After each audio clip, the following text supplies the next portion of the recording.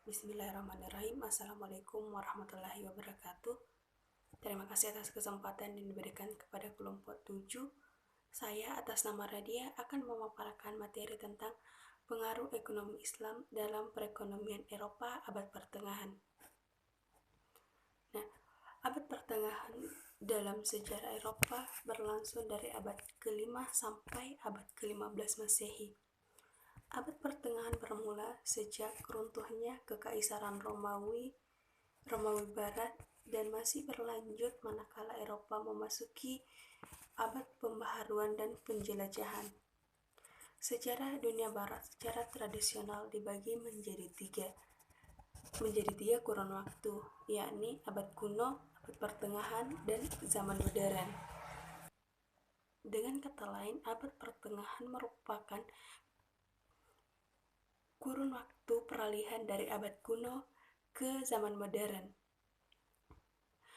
Abad pertengahan masih terbagi menjadi tiga. Yang pertama, awal abad pertengahan, kedua, puncak abad pertengahan, yang ketiga, akhir abad pertengahan. Nah, yang pertama itu penurunan jumlah penduduk kontra urbanisasi, invasi, perpindahan suku-suku bangsa yang berlangsung pada awal abad pertengahan. Pada awal abad pertengahan telah terjadi perubahan-perubahan yang mendasar pada tatanan masyarakat dan politik. Puncak abad pertengahan bermula sesudah tahun 1000 Masehi, di mana populasi penduduk Eropa meningkat dengan pesat karena munculnya inovasi di bidang teknologi dan pertanian yang memungkinkan perkembangan perniagaan. Akhir abad pertengahan ditandai dengan berbagai musim dan malapetaka meliputi bencana kelaparan, wabah penyakit, perang yang secara signifikan menurunkan jumlah angka penduduk di Eropa. Nah, sebagai wabah maut hitam menewaskan sekitar sepertiga dari penduduk Eropa. Sistem perekonomian abad pertengahan. Yang pertama itu feodalisme. Feodalisme sendiri itu suatu sistem dalam masyarakat. Saat itu terdapat dua kelas sosial, yaitu kelas penguasa tuan tanah dan kelas pekerja, yakni para budak balian. Faktor-faktor yang muncul pada perekonomian antara lain, pertama, hancurnya organisasi politik secara besar-besaran. Yang kedua, pertempuran di Eropa menyebabkan jatuhnya Romawi. Yang ketiga, hukum dan tata tertib hilang diganti dengan peraturan negara-negara kecil. Yang kedua, manor atau ladang pertanian.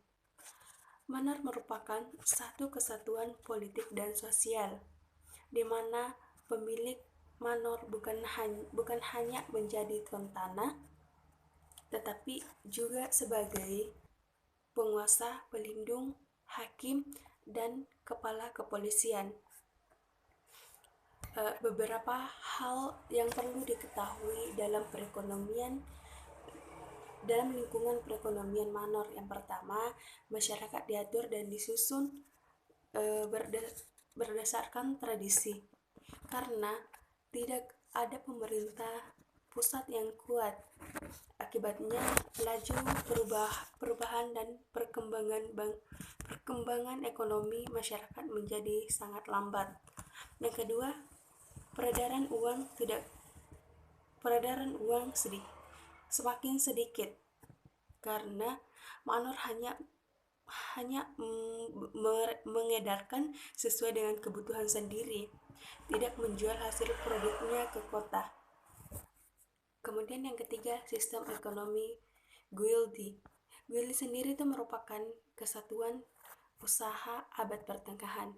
Guildi pada kota-kota abad pertengahan terdapat berbagai macam waktu, seperti guildi pembuatan sarung tangan dan tukang rajut, pembuatan topi dan penulis, yang masing-masing menggunakan produksinya sendiri, cara hidup dan peraturan.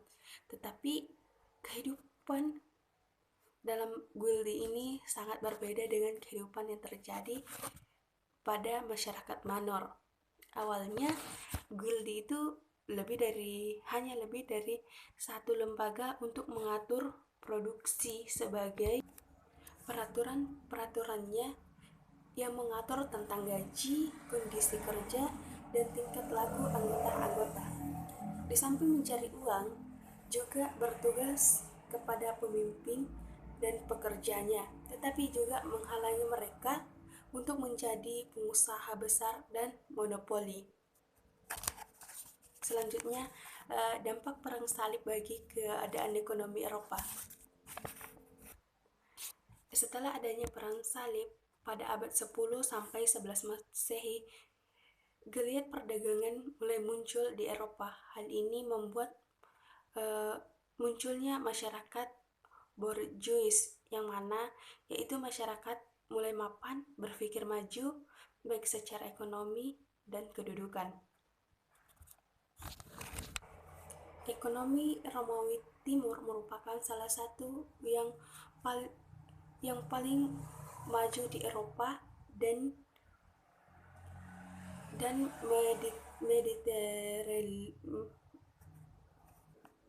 Mediterania selama berabad-abad. Reformasi Konstantinus menandai mulainya pemulihan ekonomi yang berlangsung hingga tahun 1204. Salah satu fondasi ekonomi kekaisaran adalah perdagangan. Tekstil merupakan komoditas ekspor yang paling penting. Yang terakhir itu hubungan perdagangan Romawi dengan negara-negara kawasan Asia dengan Eropa lainnya.